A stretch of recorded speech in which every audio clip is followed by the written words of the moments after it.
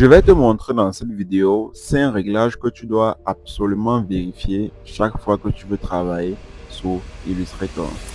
Lorsque je me suis lancé dans Illustrator, je me suis rendu compte que l'interface semblait similaire à Photoshop, mais elle avait beaucoup de différences. Et ces différences, beaucoup de designers ne se rendent absolument pas compte. Ils commettent les mêmes erreurs que moi également, j'ai eu à commettre. Donc ici, je vais te montrer des petits éléments beaucoup négligés. Lorsque tu vas les découvrir et que tu vas les appliquer, tu vas te rendre compte que c'était très simple et ça te permettra de gagner en productivité et en efficacité. Le premier élément ici, c'est l'unité de mesure. Lorsque tu veux travailler dans Illustrator, rassure-toi d'être sur la bonne unité de mesure. Si ton travail sera pour l'impression ou même encore pour du web, rassure-toi d'être sur la bonne unité de mesure. Ça a beaucoup d'importance. L'unité de mesure, tu connais certainement, ça se retrouve à ce niveau-ci. Lorsque tu vas ouvrir ton logiciel Illustrator, tu vas tout simplement venir sur créer un nouveau fichier. À ce niveau, on va définir un fichier. Là, c'est par défaut sur A4. Chez toi, ça peut être différent. Si ton fichier va être imprimé, l'idéal serait de te mettre en millimètres. Si ton fichier va être pour du web, l'idéal serait de te mettre en pixels. Et pour ce qui est de tous ces éléments, à quoi ça sert, je t'invite à faire des recherches ou même encore si tu aimerais savoir, dis-moi dans les commentaires et je ferai une vidéo pour parler spécialement de cela. Et surtout, n'oublie pas de liker et de t'abonner. Ensuite, on continue. Quand tu vas devoir donc travailler, on va prendre le cas d'un fichier qui sera imprimé et qu'on va définir une unité millimètre. On valide maintenant sur créer. On tombe sur une interface qui est commune à tout le monde. Cette interface-ci qui est l'espace de travail.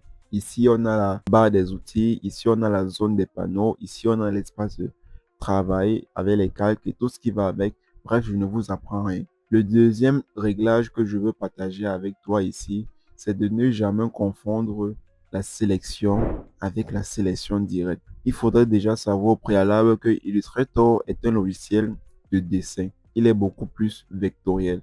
Alors, ça veut dire que tous les éléments sont ici là constructibles. On peut le modifier, on peut l'ajuster, on peut faire ce qui est à notre guise afin d'avoir le rendu qu'on veut. Ça implique que autant qu'on travaille sur du fond, autant on travaille sur du contour. Autant qu'on travaille sur des points, autant on travaille également sur des lignes. Et sélection directe ici entrent en jeu. Lorsque je veux par exemple créer une forme, je prends cette forme comme celle-ci. J'ai mes deux outils de sélection là-haut. Le premier outil va me permettre de déplacer ma forme. D'accord? Donc, il suffit juste que je fasse un clic et je peux le déplacer. Si je me mets sur un point, je peux le redimensionner suivant la hauteur et suivant la hauteur sur l'horizontale ou même encore sur la verticale. Par contre, si je me mets sur le deuxième outil, qui est une sélection directe, et que je viens faire un clic, je peux déplacer. Par contre, si je viens sur les extrémités et que je fais un clic là-bas, il va tout simplement chercher à créer une autre forme qui est dite forme personnalisée. Donc, si ton job est de déplacer la forme, il est important d'être sur le premier outil. Par contre, si ton job est de modifier la forme afin d'avoir une forme beaucoup plus personnalisée, il est important d'être sur le deuxième outil qui est la sélection directe. Tout à l'heure, j'ai parlé de fond et de contour. C'est le troisième réglage que je veux partager avec toi. Lorsque tu veux travailler dans Illustrator, tu dois savoir que le fond et le contour sont deux éléments totalement distincts. Ça veut dire quoi? Je peux définir une couleur de fond, je peux également définir une couleur de contour et même également une épaisseur de contour très facilement. Chose qui est un peu plus pénible dans Photoshop. Et c'est bien en même temps également, c'est totalement perturbant. Perturbant dans quelle mesure? Dans la mesure où tu vas définir une forme et tu vas complètement oublier de retirer peut-être une couleur de contour.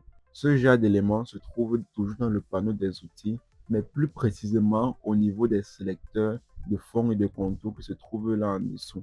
Si je vais travailler sur le contour, je vais simplement là en dessous et je fais un clic, je bascule sur le contour.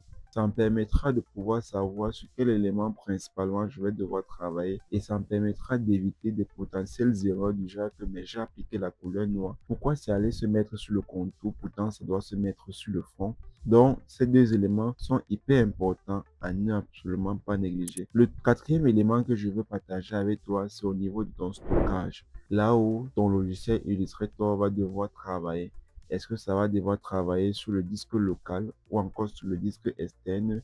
C'est ici que tu vas devoir modifier, que tu dois devoir vérifier tout cela. Ou comment est-ce que tu dois faire? Tu vas aller tout simplement au niveau de édition et dans édition, tu vas aller au niveau de préférence, d'accord? Dans préférence, tu vas choisir, donc on va venir là dans préférence et puis on va descendre au niveau de gestion des fichiers.